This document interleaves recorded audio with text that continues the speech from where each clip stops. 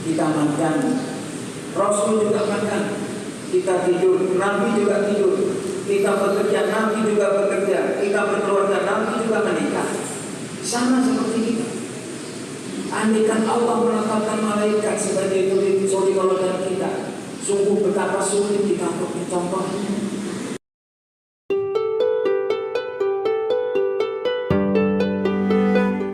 Kepada Ustaz Kuliah kami persilakan.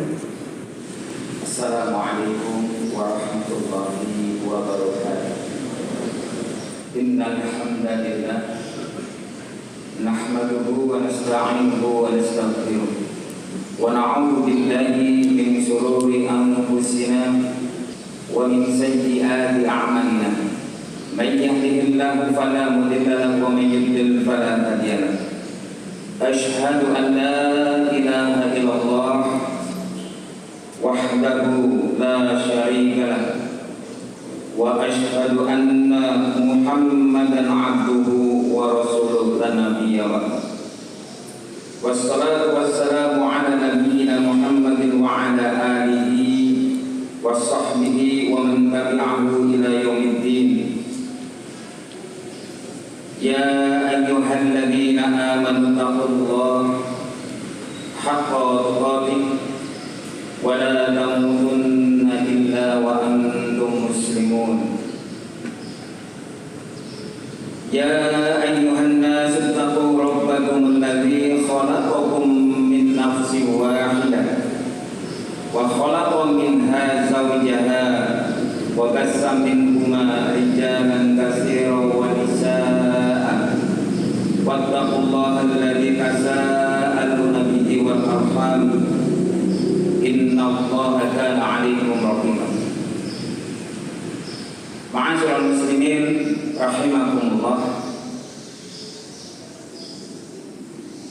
Betapa agung nikmat dan takdir Allah yang telah ditetapkan untuk kita pada siang hari ini. Allah masih berikan kita nafas tarikan demi tarikan. Allah masih berikan normal sistem metabolisme tubuh kita, dan Allah pun masih berikan rasa getaran dalam hati kita hingga menuntun atas keimanan kita, menuntun langkah kaki menuju ke masjid yang insya Allah penuh dengan berkah ini, untuk bersama-sama kita menunaikan kewajiban rukuk dan sujud menghadapnya dalam rangkaian sholat Jumat secara berjamaah. Atas nikmat yang begitu agung, jadi kewajiban kita untuk senantiasa memuji syukur kehadiran, dan Allah tidak akan memungkiri janjinya lagi syafatul azza jalla. Salawat dan salam semoga tetap dilimpahkan pada junjungan kita Nabi Agung Rasulullah Muhammad sallallahu alaihi wasallam, kaum keluarga, sahabat, juga para pengikutnya yang setia hingga akhir zaman, dan semoga kita termasuk golongan yang telah akan mendapatkan syafaatnya. Amin ya rabbal alamin. Tidak berupa Fatih berpesan, sahabat-sahabat, para jamaah, mari kita berupaya untuk meningkatkan kualitas iman dan takwa kita menuju pada derajat iman dan takwa yang sesungguhnya. Berupaya menjalankan segala yang apa Allah dan Rasulnya perintahkan, dan menjauhkan diri dari segala apa yang Allah dan Rasulnya haramkan. Dialah Rasulullah Muhammad SAW yang dalam sebulan terakhir banyak diingat oleh umat ini melalui berbagai macam event-eventnya, untuk bagaimana kita meneladani beliau. Walau demikian, tentunya bulan Rabiul Awal yang telah berlalu bukan berarti hanya di bulan itu untuk mengajak kita semua berupaya meneladaninya. Dan pada khutbah Jumat yang lalu, Fatih di mimbar yang ini menyampaikan bagaimana cara mencintai Rasulullah. Sejatinya sekalipun banyak sudah diungkapkan oleh para khatib, oleh para mubalik, oleh siapapun yang telah menyampaikan, masih ada juga di antara saudara-saudara kita yang merasa berat, merasa tidak sanggup untuk mencontoh sosok teladan ini. Ada dikatakan dia seorang nabi, saya siapa? Dia manusia pilihan, saya bukan apa-apa.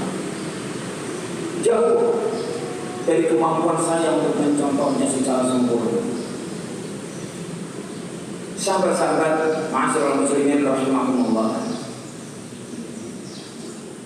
tentu ketetapan Allah menjadikan Rasulullah Muhammad SAW sebagai teladan hidup umat manusia, bahkan umat selain umat Islam juga. Tentunya bukan karena kita tidak mampu mencontohnya. La yukallifullahu nafsan illa wus'aha. Allah tidak akan memberikan beban kepada kita kecuali kita sanggup memikulnya. Ada pertanyaan, kenapa sosok Muhammad SAW yang telah dijadikan menjadi teladan umat manusia? Apakah karena kesempurnaannya? Boleh jadi. Apakah karena kecerdasannya? Mungkin juga. Namun lepas dari itu semua, hanya satu jawaban kenapa Muhammad SAW, Muhammad bin Abdullah ini menjadi teladan bagi kita. Tidak lain dan tidak bukan karena Allah Subhanahu wa Ta'ala yang telah melantiknya, karena Allah Subhanahu wa Ta'ala yang telah menetapkannya. A'udzu billahi minasyaitonir rajim. Bismillahirrahmanirrahim. Laqad kana lakum fi Rasulillahi uswatun hasanah liman kana yarjullaha wal yawmal akhir wa dzakarallaha katsiran. Sungguh telah ada pada diri Rasulullah itu suri teladan yang baik bagimu, yaitu bagi orang yang mengharap rahmat Allah dan kedatangan hari kiamat dan yang banyak mengingat Allah. Al-Ahzab ayat 21. Di kesempatan khutbah Jumat yang singkat ini, Khatib ingin mengajak sahabat-sahabat kita semua untuk merenungkan apa hikmah dibalik kenapa sosok Muhammad bin Abdullah yang menjadi teladan bagi kita. Tidak adakah yang lain? Tidak adakah manusia yang baik selain Muhammad? Kalau kita bertanya kenapa Allah mengharamkan kenapa haram babi itu haram bagi kita, jawabannya tidak hanya satu, karena Allah telah mengharamkan. Bukan karena banyak penyakitnya, bukan karena hidupnya kotor, bukan. Sebab kalau alasannya itu kemajuan ilmu, pengetahuan dan teknologi yang mampu menghapuskan semua penyakit itu, apakah menjadikan kami menjadi halal? Tentu tidak. Keharamannya tetap. Itu semua hanyalah hikmah. Disinilah Fatih mengajak, yuk kita pikirkan mengapa Muhammad SAW layak dan pantas untuk kita contoh. Ada beberapa hikmah di balik itu. Yang pertama, ternyata beliau adalah sosok manusia biasa seperti kita. Tidak ada catatan dalam sejarah yang menyatakan bahwa Muhammad SAW punya sesuatu yang di luar kemampuan manusia. Secara umum, dia sama seperti kita. Kita makan, Rasul juga makan. Kita tidur, Nabi juga tidur. Kita bekerja, Nabi juga bekerja. Kita berkeluarga, Nabi juga menikah. Sama seperti kita. Andaikan Allah menetapkan malaikat sebagai suri teladan kita, sungguh betapa sulit kita untuk mencontohnya. Karena tidak ada nafsu padanya, ketaatan sempurna adanya.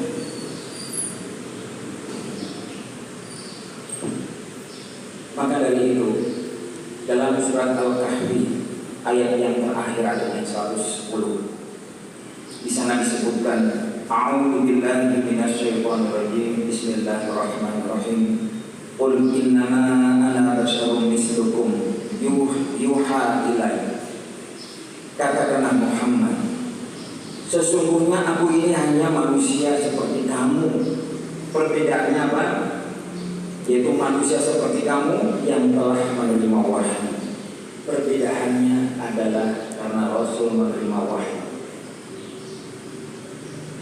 Jadi tidak ada alasan ketika kita sama-sama manusia untuk bisa mencontoh Rasulullah Muhammad SAW. Yang kedua, siapapun di antara kita kalau ingin mencari sebuah sandaran, mencari satu sosok untuk contoh, idola katakan begitu, tentu tidak akan memilih hal yang sempurna. Dan ternyata, Masya Allah, ada pada diri Rasulullah ini kesempurnaan, baik fisik maupun rohani. Dialah sosok yang sempurna pada akhlaknya. Saking sempurna akhlaknya, Allah pun memujinya. Wa innaka la'ala khuluqin 'azim.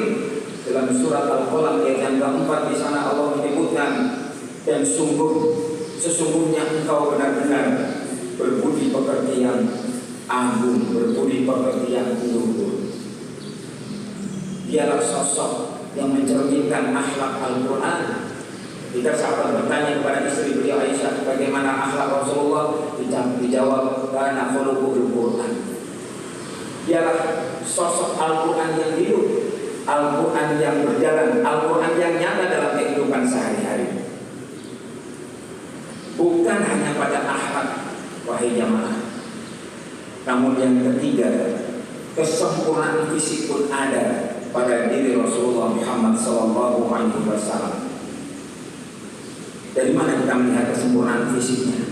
Tidak pernah Rasul ini sakit, tidak pernah, kecuali menjelang wafatnya saja. Kenapa Rasul begitu sehat? Wah, banyak orang mencoba-coba mencari di balik rahasia sehatnya Rasulullah.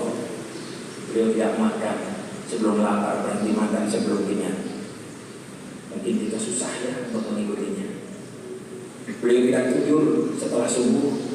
Beliau banyak jalan, kita kemana-mana dikit-dikit naik motor.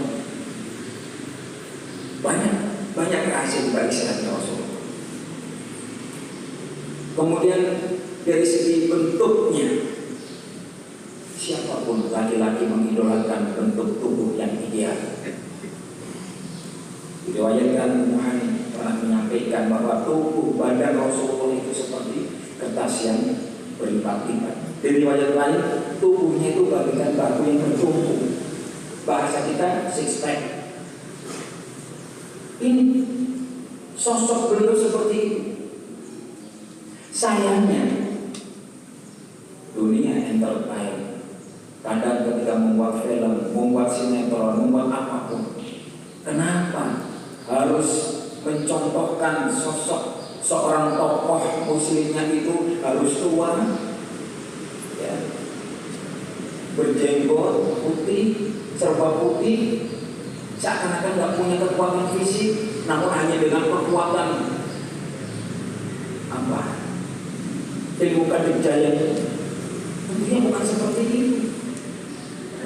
Adalah Rasulullah sosok yang sempurna sebagai contoh kita, dia berbadan sehat.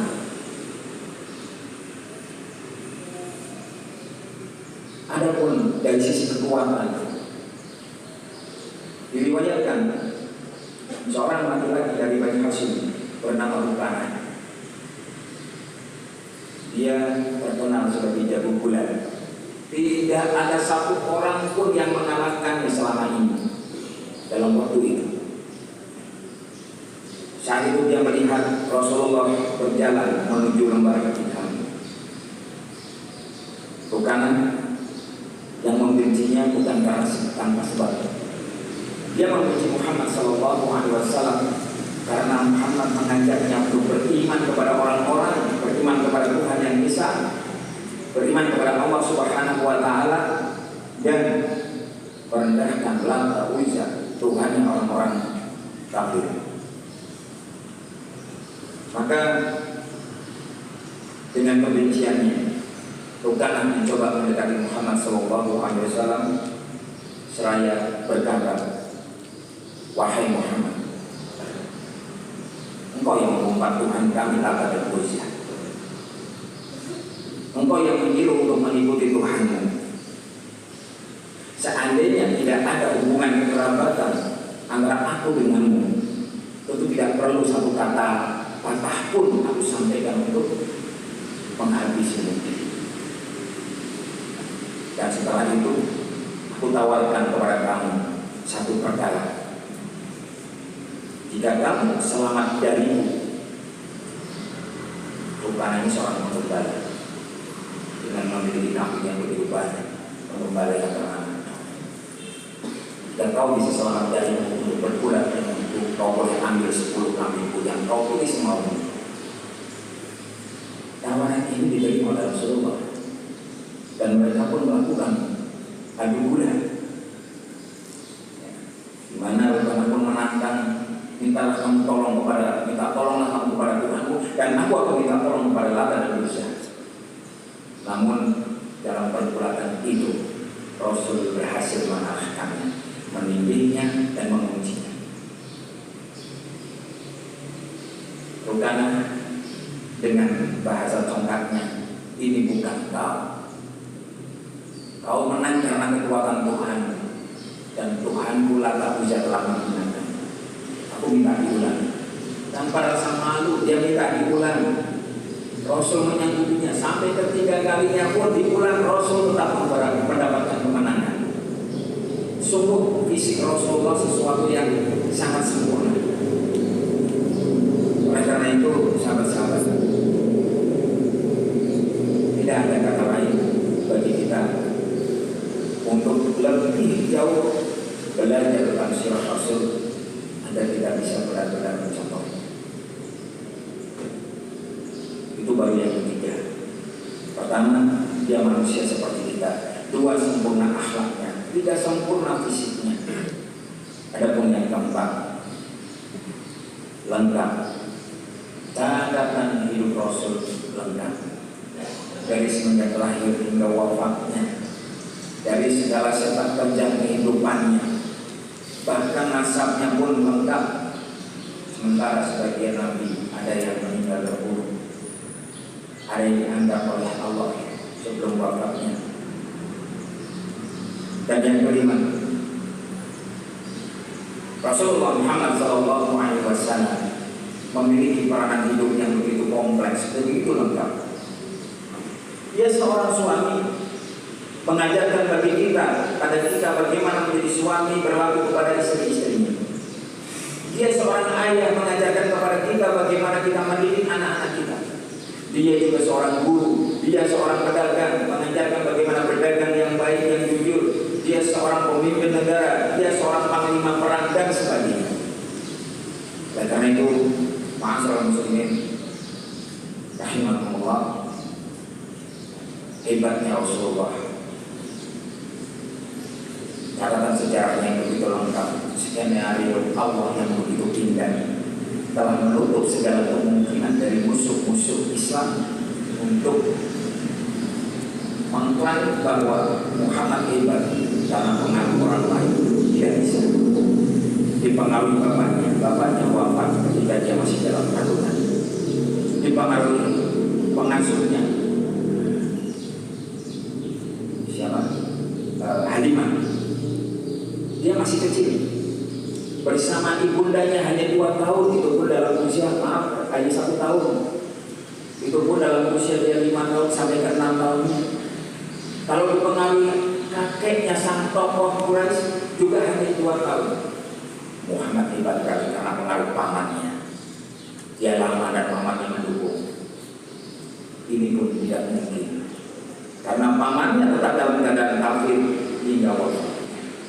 Benar-benar Rasul sempurna karena bimbingan dari Allah langsung, Allah Subhanahu wa Ta'ala. Maka tidak mengherankan ketika seorang penulis non-Muslim, seorang penulis non-Muslim, Michael Hart, membuat buku berjudul 100 tokoh di dunia yang paling berpengaruh di dunia sepanjang masa, dengan kejujurannya dengan objektivitasnya yang begitu tinggi, dia memilih Muhammad SAW sebagai nomor 1, sebagai nomor 1. Jemaah rahimahullah. Oleh karena itu, seruan-seruan yang sering kumandangkan untuk meneladani Rasulullah Muhammad SAW semoga tidak hanya menjadi ungkapan di bibir saja, melainkan juga tidak perlu kita khawatir untuk tidak bisa, melainkan kita berupaya semaksimal mungkin untuk bisa mempelajari secara seluruh kehidupan, karena sesungguhnya Allah menetapkan sebagai contoh bagi kita dikarenakan kita ada kemampuan untuk mencontohnya. Allah beri Al-Quran wa nafa'ani wa iyyakum dan ayat wa firman wa taqabbal minni wa minkum tilawatahu wassalamu.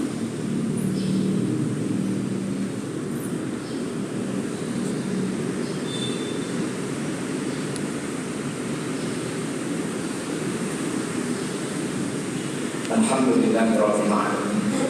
Wassalatu wassalamu ala asyrafil anbiya'i wal mursalin wa ala alihi wa ashabihi ajma'in. Ma'asyiral muslimin rahimakumullah. Kembali kepada satu persoalan yang sering diajukan oleh orang-orang. Saya merasa benar-benar tidak sanggup untuk mencontoh Rasul, karena dia sosok yang sangat sempurna, saya manusia biasa. Kita tidak harus selalu mencontoh Nabi langsung pada Nabi. Jika pun kita tidak bisa, maka datangilah Rasulullah dalam meneladaninya melalui 2 orang yang terbaik, 2 orang terbaik dalam meneladani kehidupannya. Meskipun mereka itu sangat berbeda, yang satu tegas keras, yang satu lemah lembut, namun sekali lagi mereka orang terbaik dalam meneladani Rasulullah Muhammad SAW. Maka Rasul pernah mengatakan, ambillah qudwah suri tauladan dari 2 orang sepeninggalku, yaitu Abu Bakar dan Umar. Saya ini orangnya keras, saya ini tegas, gak bisa lemah lembut seperti Rasulullah. Bisa kita mencontoh Umar? Kita bisa mencontoh Abu Bakar, walaupun mereka sosok yang berbeda, tetapi mereka lah orang terbaik dan mencontoh kehidupan Rasulullah Muhammad SAW. Masih kita merasa belum ada pada keduanya, maka bisa percaya dengan sabda Rasulullah, alaikum bi sunnati wa sunnati khulafaur rasyidin al-mahdiyyin min ba'di. Ikutilah kalian akan sunnahku dan sunnah khulafaur rasyidin al-mahdiyyin sesudah. Mungkin kita merasa lemah lembut seperti Abu Bakar, tapi juga pemalu ada pada diri Ali radhiyallahu anhu. Kita mungkin merasa seperti Umar, tapi saya suka guyon, itu ada pada diri Sayyidina Ali. Kalau yang pemalu maaf ada pada diri Utsman. Ketika dari keempat ulama rasyidin ini pun kita merasa kebingungan, saya merasa tidak ada pada di tempat itu. Contohlah pada 10 sahabat yang dijamin masuk surga oleh Rasulullah. Maka kurang apa kita? Kalau mereka saja sudah dijamin masuk surga, tidak ada halangan bagi kita untuk mencontohnya. Ada yang low profile dan jarang tampil di luar, itu seperti Sa'id bin Zaid. Ada yang mungkin merasa keras, tegas, bahkan maaf sedikit, rada-rada bad boy gitu ya di luar, tapi di rumah dia kayak mama. Ini ada pada pribadi Sa'ad bin Abi Waqqas. Ada yang saya sukanya berdagang, ada pada diri Abdurrahman bin Auf dan sebagainya dan sebagainya. Oleh karena itu jemaah rahimakumullah, tidak ada, sekali lagi tidak ada pantangan, tidak ada halangan bagi kita untuk tidak bisa mencontoh pribadi Rasulullah Muhammad SAW melalui berbagai video, dan bagi para wanita yang bisa mencontoh melalui itu para istri-istri beliau, para wanita-wanita salehah pada zaman itu. Semoga uraian yang singkat ini bisa membuka pikiran kita, membuka hati kita. Jangan pernah ada kata-kata lagi bahwa saya tidak mungkin bisa mencontoh Nabi Muhammad SAW karena saya adalah orang biasa. Saya bukan santri, apalagi ustaz, apalagi kiai, apalagi nabi, jauh dari itu. Tidak. Allah meletakkannya adalah karena kita insya Allah sanggup dan bisa mencontoh.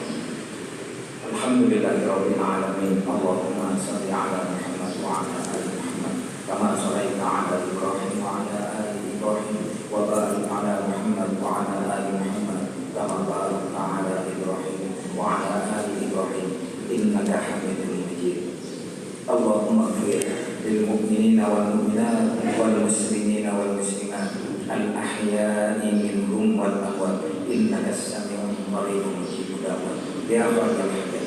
Allahumma arinal haqqa haqqan warzuqna ittiba'ah wa arinal batila batila warzuqna ijtinabah. Rabbana la tu'akhidna in nasina aw akhtana. Rabbana wa la tahmil 'alaina isran kama hamaltahu 'alal ladzina min qablina. Rabbana wa la tuhammilna ma la taqata lana bihi wa'fu 'anna waghfir lana warhamna anta maulana fansurna 'alal qaumil kafirin. Rabbana hab lana min azwajina wa dhurriyyatina qurrata a'yun waj'alna lil muttaqina imama. Rabbana atina fid dunya hasanah wa fil akhirati hasanah wa qina 'adzaban nar. Subhana rabbika rabbil 'izzati 'amma yasifun. Wassalamu